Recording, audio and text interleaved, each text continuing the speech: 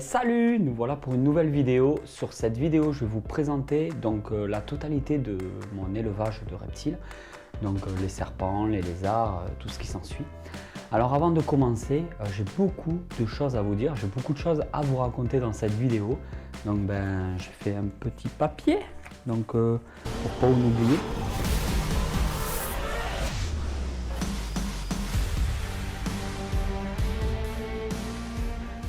Donc déjà, je vais vous parler de la chaîne Eublepharis Reptiles. Donc c'est une chaîne de terrario pour tous ceux qui ne connaissent pas. Je vous mets le lien dans la description. Donc il s'appelle Luc de cette chaîne YouTube. Et ce qui est bien, c'est qu'il fait des lives tous les mardis soirs. Donc il y aura le lien aussi du live en bas dans la description. Je participe au live du mardi soir. De temps en temps, je suis là pour le prochain live. Donc ce mardi-là, je serai aussi présent. Donc vous pouvez venir tous discuter. On passe des bons moments, on pose des questions, on parle un peu de tout, pas forcément que de reptiles. Et c'est vraiment assez sympa. Toujours dans la bonne humeur et la bonne ambiance. Donc je serai sur le live de Luc de Eublepharis Reptiles. Ce mardi-là. Il y aura le lien dans la description comme je vous l'ai dit, ainsi que les horaires. Maintenant je vais vous parler de la chaîne Toupé, donc ouais, je pense que ça se prononce comme ça, donc c'est une chaîne YouTube aussi d'un mec avec qui je discute de temps en temps sur Facebook. Alors lui, il a un gros potentiel par rapport à YouTube, il fait de très bons montages vidéo, il fait quand même des vidéos très entraînantes. C'est pas forcément sur les reptiles, c'est sur tous les animaux en général. Mais vraiment, je vous conseille vraiment d'aller voir sa chaîne, ça vaut le détour. Alors il y a pareil, toujours le lien dans la description. Allez faire un tour, il a fait une vidéo il n'y a pas longtemps sur le centre d'élevage de serpents venimeux qui se trouve en France. C'est vraiment très intéressant, on voit le prélèvement du venin, on voit des trucs vraiment pas mal. Je vous conseille d'aller y faire un tour. Je vais vous parler aussi de la chaîne YouTube Duster. Alors, je ne sais plus le nom de sa chaîne. Vous pouvez retrouver donc sa chaîne aussi dans la description de la vidéo. Il a fait une vidéo vraiment pas mal sur l'aménagement d'un terrarium tropical. Vraiment, je vous conseille d'aller le voir. Il se démerde vraiment bien. Il donne de très très bons conseils. Il a quand même une très bonne connaissance. Donc passez voir sa chaîne. Allez-y vraiment y faire un tour. Là, je vous mets tous ces liens dans la description. Alors ensuite, donc je vais aussi vous parler de la dernière chaîne YouTube que je voulais vous parler aujourd'hui, c'est la mienne. J'ai créé une nouvelle chaîne YouTube. Alors totalement différent, rien à voir au niveau du concept, du montage et du sujet. C'est une chaîne YouTube qui rassemble, donc je vais parler que de records du monde sur cette chaîne YouTube. Il y aura 4 à 5 vidéos en moyenne par semaine. Il n'y aura pas de vidéo le samedi et le dimanche, juste en semaine, pratiquement, pas tous les jours, mais pratiquement tous les jours de la semaine, il y aura une vidéo. C'est des vidéos de 2-3 minutes où je vais vous parler d'un sujet bien défini sur un record du monde. Vous pouvez toujours aller voir ma chaîne si vous le voulez, mettre des pouces, commenter, vous abonner. Il n'y a vraiment pas de souci. Après, c'est une chaîne voilà, où je serai très très actif dessus. Je compte faire quelque chose de pas mal. J'ai beaucoup de projets pour cette chaîne-là. Mais bon, ça n'a rien à voir avec les reptiles. La chaîne Snake Reptile reste toujours top one des chaînes que je crée. Mais voilà, je voulais me faire plaisir avec des sujets qui m'intéressaient vraiment beaucoup et travailler aussi là-dessus. J'arrive à placer aussi du temps pour ça. Et donc si vous voulez aller faire un tour sur cette chaîne YouTube, vous avez les liens dans la description. Je voulais parler aussi de 2 sujets. Il y a l'équipe du Reptile Mag, donc une équipe de 2 personnes qui est passée chez moi la semaine dernière. Et donc ils sont restés à peu près 1h30, 2 heures j'aurais dit. Et donc ils ont regardé tout mon élevage, ils ont vu comment ça se passait, ils ont regardé tous mes reptiles, ils ont pris beaucoup de photos, ils m'ont posé beaucoup de questions. Normalement, je devrais apparaître donc sur le prochain Reptile Mag, je vous tiens quand même au courant. Ça serait bien que j'y apparaisse. Normalement, il y aura un article, enfin il ne devrait pas y avoir de problème. Je serai normalement dans le prochain Reptile Mag, donc d'ici 2 à 3 mois. Je ne sais plus trop exactement. De toute façon, je vous en reparlerai. J'en parlerai aussi sur Facebook et je mettrai bien sûr si je vous donnerai des nouvelles. Voilà, il y a pas de souci, ça serait vraiment pas mal. Je vais aussi vous parler donc des placements de produits. Non, je ne fais pas de placement de produits, mais je tenais à vous en parler parce qu'il y a toujours il y a quelques personnes qui n'aiment pas ça, que je parle de certains produits. Depuis quelques temps maintenant, je crée des vidéos de temps en temps. Bon, quand je peux, je le fais. Quand j'ai pas le temps ou je peux pas, je ne le fais pas. Mais normalement, il y a quand même pas mal de mercredis à 14 h où il y a un nouveau style de vidéo sur ma chaîne. Donc, c'est des vidéos de 2 à 4 ou 5 minutes à peu près. C'est des vidéos plus courtes sous forme musicale où je présente un produit, je montre comment on peut l'utiliser et donc par rapport au site Zomalia. Alors, ce n'est pas un placement de produit, je ne touche pas d'argent, que ça soit clair pour faire ça. Et de toute façon, même si à la limite je plaçais des produits et je touchais de l'argent, ça me concerne, ça me regarde. Je décide quand même d'être... alors d'un côté, je ne voulais pas vous en parler parce que d'un côté, je n'ai pas à me justifier. Je fais les vidéos à titre gratuit. Je veux dire, vous ne payez rien pour regarder mes vidéos et suivre mes conseils.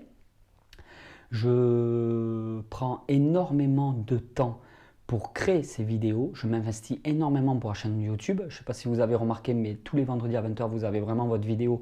Je n'ai pas de retard là-dessus. Sauf cas très exceptionnel, une ou deux fois, ça m'est déjà arrivé en un an et demi.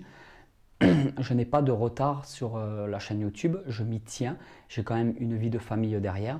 J'ai quand même un travail qui me prend aussi beaucoup de temps et beaucoup surtout d'énergie. J'essaie de me tenir, j'essaie de beaucoup travailler pour cette chaîne YouTube. Je fais des déplacements pour aller voir aussi des personnes, donc je paye de l'essence, je paye des péages, je paye derrière du matériel, donc tout ce qui est éclairage. Je me suis payé un nouveau trépied pour la GoPro. Là, c'est pas ma femme qui filme cette vidéo-là, c'est sur un petit trépied pour GoPro. Je m'investis vraiment beaucoup pour cette chaîne et j'ai énormément de retours positifs d'ailleurs. J'ai quasiment à 99%, j'ai même à plus de 99% d'avis positifs sur cette chaîne. Par contre, après, j'ai toujours quelques retours négatifs, notamment au niveau des vidéos du mercredi. Donc, comme je vous l'ai dit, ce n'est pas un placement de produit. Je ne peux pas faire de placement de produit en ayant 6000 abonnés. Ça, ce n'est pas possible. En fait, ce qui se passe, c'est que je fais un genre de partenariat. Ça fait que avec le site internet Zomalia, donc on a pu se contacter suite à une vidéo une fois que j'avais fait unboxing. Ils m'ont dit que j'avais fait du bon travail, on a discuté un peu ensemble, on a vu comment ça se passait. Ils m'ont fait des propositions. Ce qui se passe, c'est que j'ai un certain budget tous les mois, ou tous les 2 mois à peu près, donc c'est un petit budget, hein. C'est pas de l'argent qu'ils me donnent, c'est un budget que j'ai acquis, donc j'ai le droit d'avoir. Donc ce qui se passe, c'est que je les contacte, je décide moi-même des produits qui m'intéressent par rapport au site internet. Donc soit je décide de prendre un produit de cette valeur-là, soit je décide de prendre plusieurs petits produits qui vaut beaucoup moins cher. Les produits, je les reçois donc gratuitement, je ne paye pas le produit, je ne paye pas les frais de port, donc je l'ai gratuit. Et derrière ça, je produis donc une vidéo où je présente le produit et je dis bien évidemment où j'ai réussi à obtenir ce produit-là. Et en contrepartie, donc moi, ça me permet d'avoir les produits gratuits et de pouvoir proposer les produits que j'ai choisis moi, qu'on soit bien clair. Ce n'est pas eux qui choisissent les produits. Ils peuvent me faire des propositions, mais c'est moi qui décide des produits. Si je n'ai pas envie de présenter un produit parce que c'est de la merde, je ne le présenterai pas. Donc jusqu'à maintenant, j'ai toujours montré des produits sur ma chaîne, des produits qui m'intéressaient personnellement et que je trouvais très bien, qu'on soit clair là-dessus. Ensuite, eux, en contrepartie, donc non seulement ils me donnent le produit, mais la vidéo est aussi placée sur leur site internet, sur le lien de la description du produit. Ce qui fait que ça me fait un peu plus de vues, un peu plus de personnes qui viennent me suivre, donc qui s'abonnent à ma chaîne. Donc ça m'arrange et ça les arrange. C'est pour ça que sur la présentation de produits, je mets une musique de fond, je fais des vidéos quand même relativement courtes parce qu'elles sont sur leur site internet. Dans le lien du produit, donc ce qui fait que les gens qui viennent voir le produit, ils ont directement ma vidéo YouTube, vous pouvez aller voir. Je trouve ça, donc moi ça me fait vraiment plaisir et je vois pas pourquoi je n'ai aucun intérêt à ne pas le faire. Ça veut dire que derrière, je ne vois pas pourquoi je refuserais un produit qui est gratuit, que j'ai choisi moi en plus, donc c'est moi qui ai choisi de vous le présenter. C'est pas comme si on m'avait imposé de la merde et qu'il fallait derrière que je le présente. C'est moi qui décide un peu des règles du jeu et qui fait un peu comme j'en ai envie. Donc je ne vois pas pourquoi je ne le ferai pas. Ça vous arrange à vous parce que vous pouvez voir certains produits comme le substrat, par exemple snake bedding, que je trouve génial et depuis je ne jure que par ça, je n'utilise que ça. Même dans mes racks d'élevage, j'ai mis du snake bedding. Je trouve ça génial comme produit, donc je vois pas pourquoi je vous en parlerai pas. Donc que ça soit clair là-dessus, ce n'est pas des placements de produits, c'est un partenariat. Je ne touche pas d'argent, mais je reçois en contrepartie les produits gratuits. Que ça soit clair là-dessus. Et de toute façon, ceux qui ne sont pas contents, je dis franchement, je vous emmerde. Voilà, je vois pas, moi je me casse le cul derrière.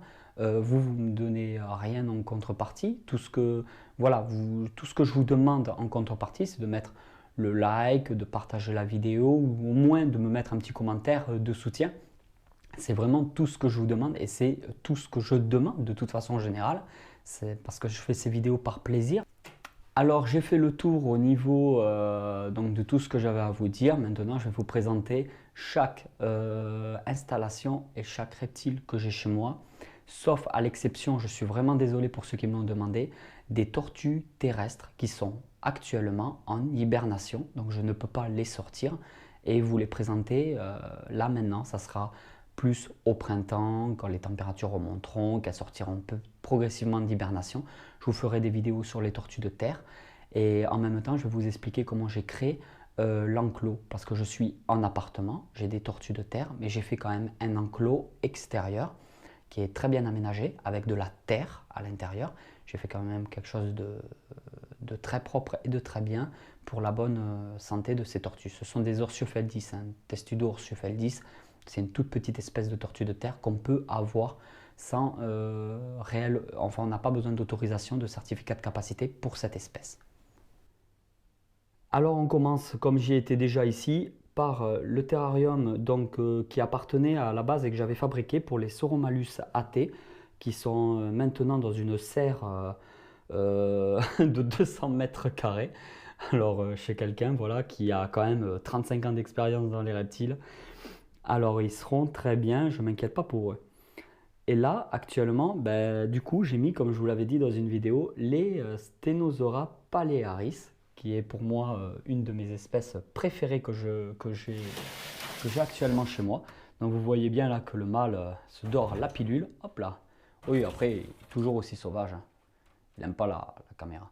Mais là, vous voyez bien qu'il a de l'espace. Hein. Nous sommes sur un terrarium qui fait malheureusement que 50 cm de profondeur. J'aurais aimé plus, mais comme il est sur un buffet qui était déjà dans le couloir, hein, j'ai juste posé le terrarium dessus. Après, il fait 1 mètre de hauteur sur un peu plus d'1 mètre 60, il me semble, ou 1 mètre 50, je ne sais plus, de longueur. Alors là, on a une ardoise qui chauffe déjà pas mal, une branche avec une Solaraptor ici au point chaud. En haut, nous avons un néon Zomed UVB 10%. Donc entre la Solaraptor qui envoie les UVB et le néon Zomed qui envoie aussi des UVB, je pense qu'ils ont quand même assez d'UVB.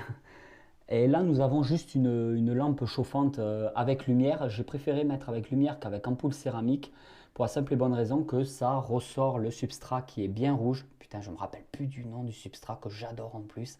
Enfin, c'est déjà dans une vidéo où j'aménageais ce terrarium. Normalement, nous avons la femelle qui est quelque part cachée, souvent derrière d'ailleurs là-bas. Je ne sais pas si vous allez la voir. Voilà, le mâle va avec. Alors là, c'est l'aquaterrarium qui se trouve dans mon salon, que vous connaissez très bien parce que je me filme la plupart du temps dans le salon. Donc là, nous avons une ampoule UVB qui délivre un petit peu d'UVB là-dedans. Ensuite, donc les plantes artificielles. Alors là, les tortues sont planquées. Elles ont quand même un petit peu grossi depuis que je les ai. Alors elles sont sûrement cachées sous la marche. Je vais aller les chercher pour vous montrer ça. Alors les tortues mangent tous les soirs. Alors c'est marrant parce qu'en fin de compte, elles sortent toujours à la même heure parce qu'on les a habituées à manger, enfin on leur donne toujours à manger à la même heure. Donc en fait elles se retrouvent devant à attendre que la nourriture arrive, c'est assez marrant.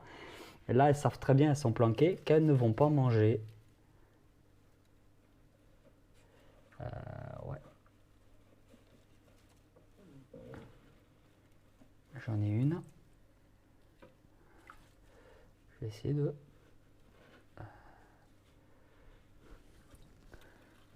trouver la deuxième tortue. Ah là, j'ai trouvé la deuxième. Alors elle se porte à merveille, hein, donc ma méthode est très bien. Hein. Alors je leur donne toujours les mêmes granulés. Et de temps en temps, je leur donne quand même des crevettes, des choses comme ça, des petites crevettes décortiquées que je coupe en petits morceaux. Voilà, des choses un peu qui changent. Alors les voilà. Il y en a une qui est à peine un peu plus grande et plus claire que l'autre. Alors elles ont des noms, je ne sais plus les noms que c'est là. Enfin, ma femme a trouvé des noms à la con. Hein. Genre Mathilda et je sais plus, Boris ou je sais pas quoi. Enfin, il y a des noms pourris. Voilà. Mais bon, enfin, ça sert pas à grand chose de leur donner des noms. Hein. Après, chacun. Voilà. C'est plus un plaisir personnel que pour elles parce que je crois qu'elles en ont rien à foutre. Voilà, elles sont vraiment. J'aimerais qu'elles sortent un petit peu pour vous les montrer. Bon, je les ai remis dans l'eau, on va les laisser tranquilles comme elles stressent. Enfin, c'est vraiment une super espèce pour débuter. Il n'y a vraiment pas de souci là-dessus. Ensuite, bon, bah, les conseils que j'ai donnés sont plutôt pas trop mal parce que jusqu'à maintenant, voilà, elles ont une très bonne croissance. Le terrarium est très bien, il n'y a pas d'odeur. Je fais un petit nettoyage tous les 15 jours en moyenne à peu près, suivant l'état. Là, par exemple, il faut que je le fasse quand même, que ça soit un peu plus propre. Mais après, elles se portent très bien. Donc, comme elles sont toutes petites, elles mangent à leur faim. Donc, tous les jours, je leur donne jusqu'à ce qu'elles ne veulent plus manger. Après, je passerai sûrement une fois tous les 2 jours. Je verrai un peu ça. Il y a déjà 2 vidéos sur ma chaîne par rapport à ces tortues. Donc, l'aménagement de l'aquaterrarium pour ceux qui veulent. Le lien sera dans la description de la vidéo. Et une autre vidéo où je redonne quelques informations et quelques modifications de l'aquaterrarium. Alors me voilà dans ma chambre qui me sert de pièce d'élevage. Là, nous sommes sur l'incubateur. Merde, il y a un contre-jour, vous n'allez pas voir. La température est à 27,4, presque 28. Donc c'était pour les œufs de Coloniatus radiata. Alors, elle avait pondu, que je vous explique un peu comment ça se passe. Elle avait pondu 5 œufs. Sur les 5 œufs, il n'y en avait que 2 qui avaient les vaisseaux sanguins, donc 2 œufs de fiable que j'avais mirés à la lampe torche. Les 3 autres, de toute façon, j'avais raison, ils étaient bien pas fiables du tout, donc ils ont fini par pourrir. Et les 2 autres œufs se portent très bien. Donc j'ai enlevé les œufs pourris. Ensuite, je me suis aperçu donc hier qu'elle a repondu. Alors là, par contre, je suis choqué. Elle a repondu 4 œufs. En plus qu'elle n'est plus du tout à le mâle depuis maintenant bientôt 2 mois. Donc visiblement, c'est une espèce qui peut stocker le sperme du mâle afin de faire plusieurs portées par an. Alors on va voir ce que ça donne. Alors là, nous sommes donc les 2 œufs. Alors celui-là et celui-là, c'est les œufs qui vont bientôt éclore. Donc ils vont éclore d'ici à peu près 1 semaine. Je vous tiendrai au courant sur Facebook. Donc le lien de mon Facebook dans la description. Ces 2 œufs-là sont fiables et je suis quasiment sûr qu'ils vont éclore sans trop de problèmes.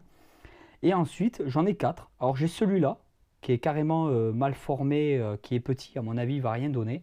Et j'ai des œufs beaucoup plus gros, donc 3 œufs qui sont beaucoup plus gros que les 2 autres, surtout ces 2-là. Je ne sais pas si ça va donner quelque chose. J'espère que déjà vous allez bien y voir.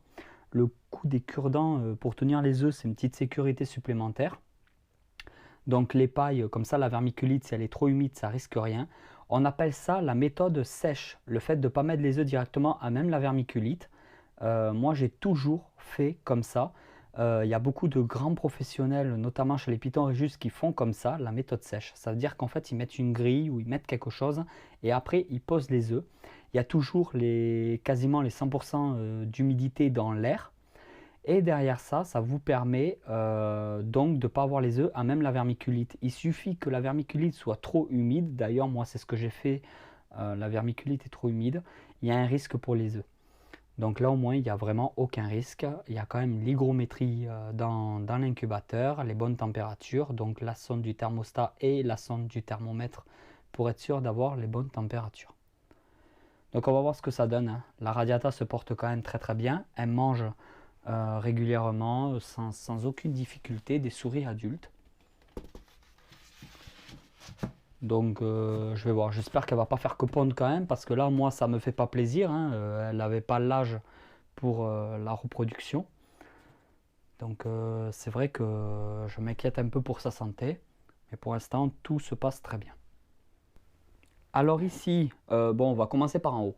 En haut, c'est le terrarium qui me sert toujours à rien.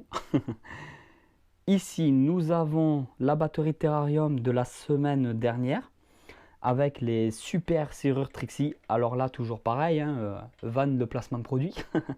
Les serrures Trixie, elles sont géniales. Alors moi, pour l'instant, c'est la meilleure qualité de serrure que j'ai pu avoir. Il y a juste en plus à faire un quart de tour pour pouvoir enlever la serrure et non faire un tour complet. J'adore, il y a vraiment la partie pour pouvoir mettre les doigts, on sent de suite qu'il y a de la qualité.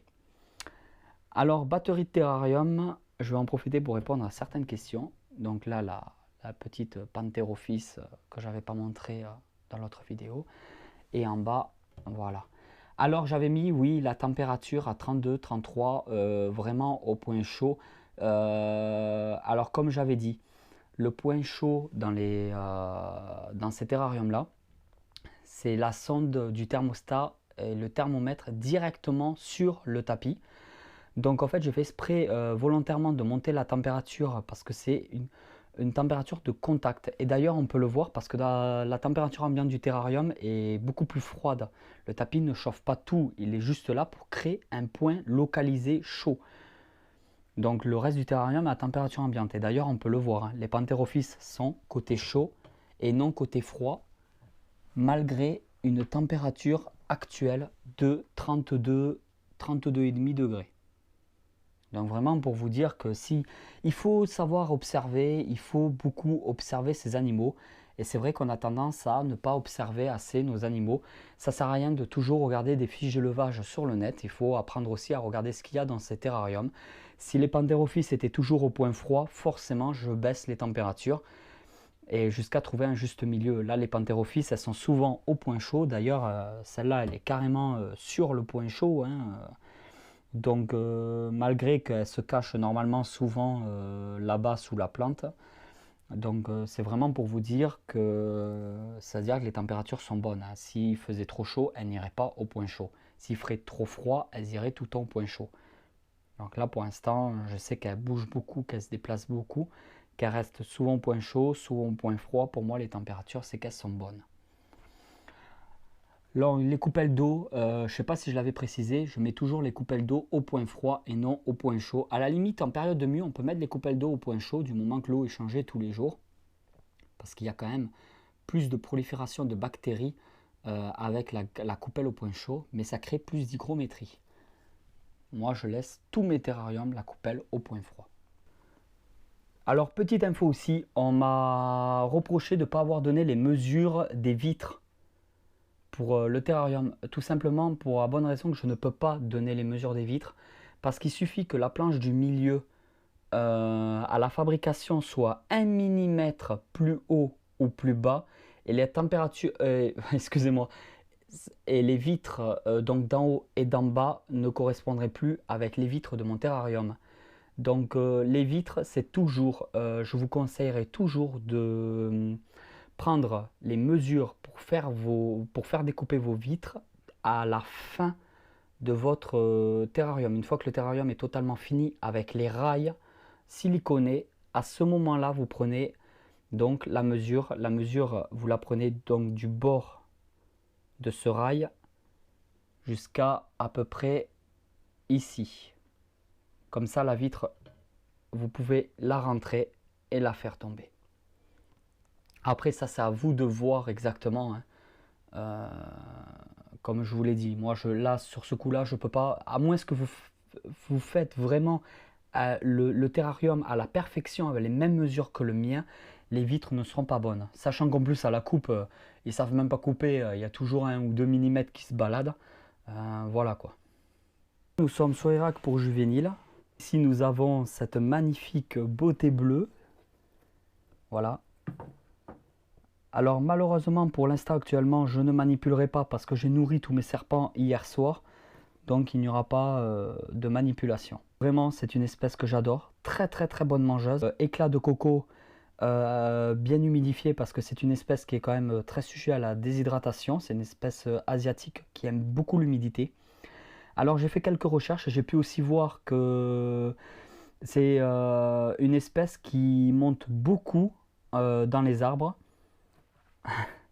qui est très actif et c'est une espèce aussi où on peut voir régulièrement des accouplements dans les arbres. Mon terrarium, mon ancien terrarium des Stenosauras est parfait pour cette espèce parce que c'est une espèce qui va faire quand même adulte 2,50 m en moyenne. Alors, je ne sais pas si vous vous rendez compte, mais ça fait un beau morceau de couleuvre qui mange du bon gros rat et ça commence à faire quoi.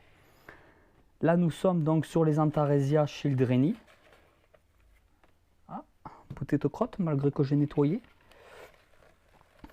Voilà. Par contre là, elle est con mais grave. Hein.